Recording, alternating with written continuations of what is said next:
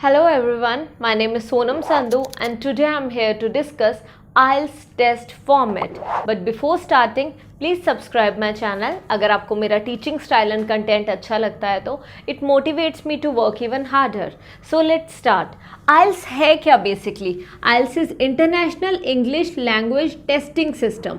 It is a test conducted by Cambridge University जिसके basis पे आपकी इंग्लिश लैंग्वेज टेस्ट होती है on the basis of 4 modules: reading, listening, writing and speaking. So basically IELTS कौन दे सकते हैं? Who all should give IELTS? Basically whosoever is planning or whosoever wants to pursue further studies abroad or wants to settle in abroad, so these are the students or these are the people who can give IELTS exam. So IELTS का basically system समझ आ गया. अगर आपने further studies के लिए जाना है या PR के लिए जाना है या वर्क परमिट के लिए जाना है, आपको IELTS देना ही पड़ेगा. So most of the people specially in Punjab, I believe 90% people are giving IELTS nowadays. So I believe this trend will definitely move to other parts of our country too. So let's proceed. IELTS में सबसे पहला जो हमारा module है, it is reading module. What is reading module? Reading module comprehension आप करते थे ना 10th में, बट एक्चुअली में don't take it for granted. ये रीडिंग खाली कॉम्प्रिहेंशन नहीं है.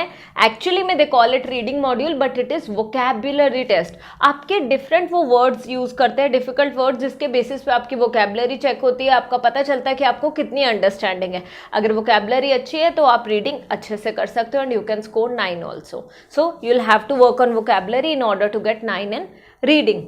What is there in reading? Reading basically 1 hour की होती है एंड ये 1 आवर का टाइम आपको मिलता है. इसमें you have to attempt 40 questions.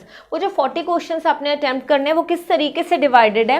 There are almost like 12 to 13 questions in each passage. There are total of 3 passages and academic में basically there are 2 modules here. जो भी स्टूडेंट्स चाहते हैं कि they want to go for further studies, as the name suggest, studies academic. जो work permit के लिए या सेटल होने के लिए जाते हैं, GT जनरल ट्रेनिंग. सो यहाँ पे जो रीडिंग है 2 पार्ट्स में डिवाइडेड है. थोड़ी सी डिफरेंस है इसमें, कोई बहुत मेजर डिफरेंस नहीं है. एकेडमिक रीडिंग में 3 पैसेजेस आते हैं बट 3 लॉन्ग पैसेजेस होते हैं.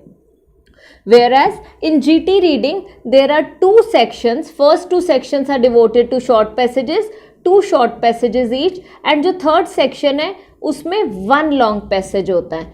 So usually GT reading जो है it is comparatively easier.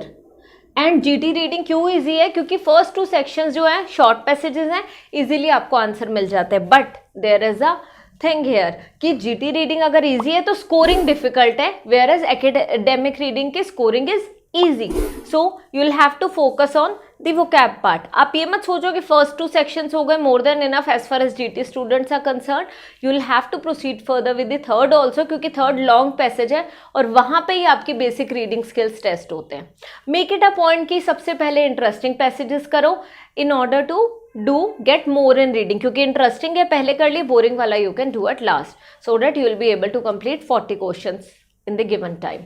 यहाँ पे टाइम 1 आवर का है and there is no extra transfer time. Unlike listening, वहाँ पे 1 आवर का ही टाइम है.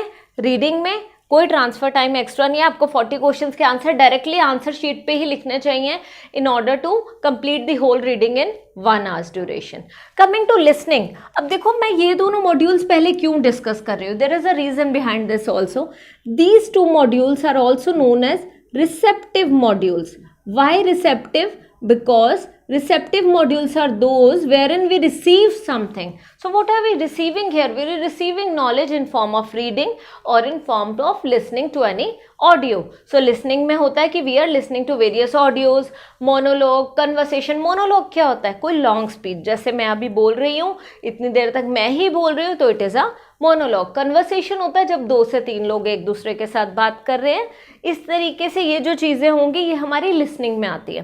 फर्स्ट सेक्शन होता है लिसनिंग में, हमारे टोटल हमें जो मिलता है 30 to 35 मिनट्स के लिए ऑडियो प्ले होती है. बट अनलाइक रीडिंग यहाँ पे 10 मिनट्स का ट्रांसफ़र टाइम मिलता है आपको आंसर्स ट्रांसफ़र करने के लिए, विच आई रेकमेंड कि स्टूडेंट्स को डायरेक्टली आंसर शीट्स पे वो करें, सो डैट जिस भी क्वेश्चन में डाउट है वो वाले क्वेश्चन आप एक बार प्रूफ चेक कर लोगे during the 10 minutes time. So listening में भी टोटल 40 क्वेश्चन ही हैं, पर यहाँ पे 4 सेक्शंस है. There are 4 sections here and 4 sections में डिवाइडेड है हमारी listening.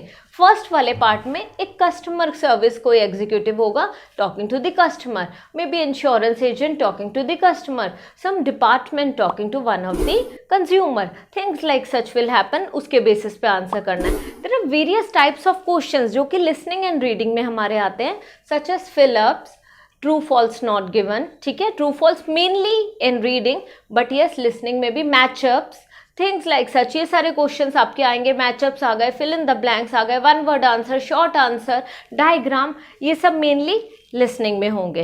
Where as in reading true false not given, headings particularly followed by fill ups with options, things like such. So आपको I believe reading and listening अच्छी तरह समझ आ गया होगा कि इसमें क्या कवर हो रहा है। जीटी के लिए खाली रीडिंग डिफरेंट है एंड राइटिंग टास्क 1 डिफरेंट है, otherwise if we talk about writing task 2 and speaking totally same for GT and academic, whereas listening भी सेम होती है, खाली रीडिंग में डिफरेंस है राइटिंग टास्क 1 में।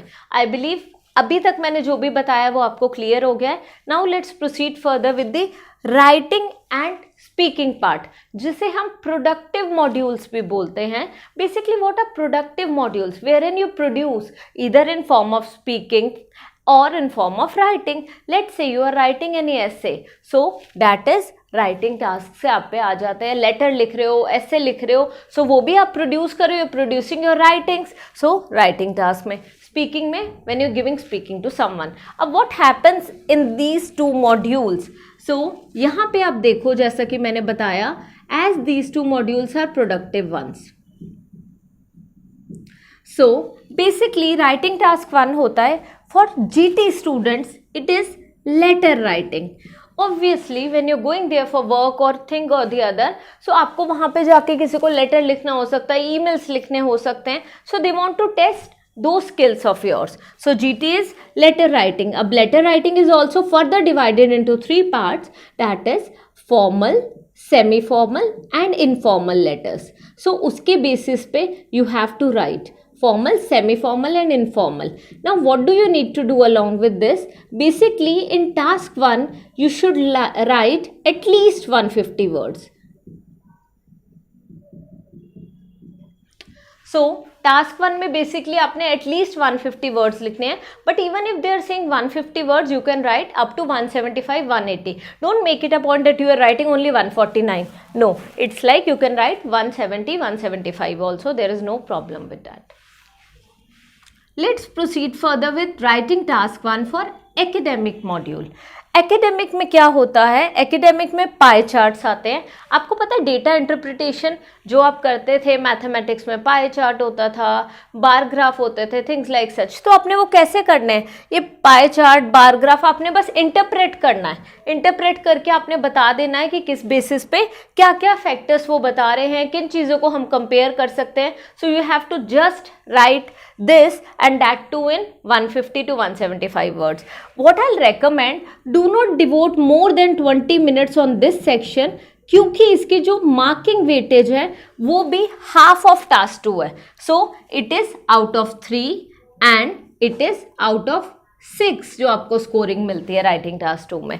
So try to devote 15 to 20 minutes, only 15 to 20 minutes on writing task 1। So अभी तक आपको राइटिंग टास्क 1 समझ आ गया है। Proceeding further to writing task 2। Writing task 2 में बेसिकली क्या है, you should devote not more than 40 minutes here. But 40 minutes कैसे डिवोट करने हैं, प्रॉपर प्लानिंग की ज़रूरत है। आपको कोई भी एक एसे दिया हुआ, you have to give your response. यहाँ पे जो असेसमेंट क्राइटेरिया है, I have actually made one video on assessment criteria of each and every module. I will recommend to watch those videos and वो मैं screen के ऊपर आपको display करा दूंगी जिससे कि आपको प्रॉब्लम ना हो। सो राइटिंग टास्क 2 में 40 मिनट्स अप्रॉक्सीमेटली, एंड इसमें आपने क्या करना होता है, आपको ध्यान देना है कि जो क्वेश्चन है, क्वेश्चन के अकॉर्डिंग आपने आंसर करना है, which is known as task response. Coherence and cohesion maintain रखना है कि आपके पॉइंट्स जो हों कोरिलेटेड हों, आउट ऑफ कॉन्टेक्स्ट नहीं होने चाहिए। Third point is lexical resource, कि आपकी vocabulary up to the mark होनी चाहिए। अगर टेक्नोलॉजी रिलेटेड ऐसे है तो उसी के बेस पे वोकैबलरी हो। अब I have this vocabulary thing on each and every topic, so आप वो भी जाके देख सकते हो। If you'll check the playlist, आपको हर एक इन्फॉर्मेशन मिलेगी except this was the only video जो कि which I am making at last. So once you'll go and watch, you'll get get to know each and every part of IELTS. So basically यहाँ पे ये है writing task 2 में normal ऐसे question. It can be agree disagree question, advantages disadvantages question, positive negatives, advantages disadvantages, merits demerits, opinion based question आ सकता है, problematic जिसमें प्रॉब्लम कॉजेज सॉल्यूशन की बात करिए वैसा कुछ क्वेश्चन आ सकता है. इस तरीके के क्वेश्चंस आपको मिलेंगे ऐसे राइटिंग में which you have to answer. हर एक चीज़ का there is a system which you need to follow. After every paragraph you will have to leave one line. And कुछ भी राइट अलाइनमेंट नहीं, हमेशा सब कुछ जो आपने स्टार्ट करना है लेफ्ट अलाइनमेंट से ही स्टार्ट करना है. This is what you need to take care of. ये छोटे छोटे पॉइंट्स हैं. If you'll take care of this, you can definitely score good marks in the first attempt.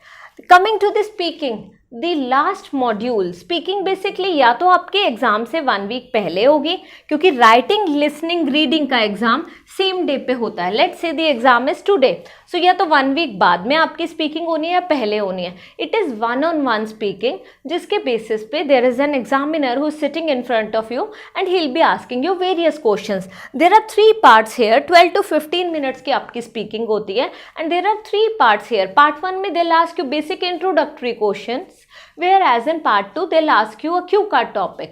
अब cue card topic जो है, so what happens in the cue card topic, उसमें वो आपको एक टॉपिक दे देंगे and you will have to speak on the same for 2 minutes.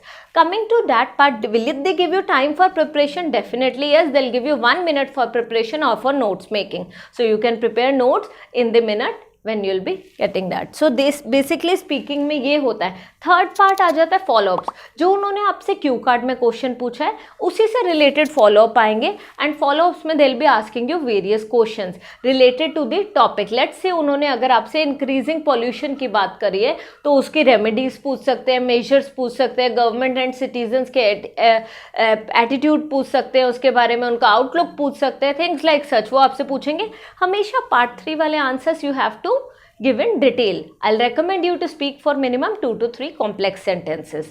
So basically this is the IELTS format. Everything like is scored out of 9. Reading out of 9, listening out of 9, writing tasks 1 and 2 combined out of 9 and speaking is also out of 9.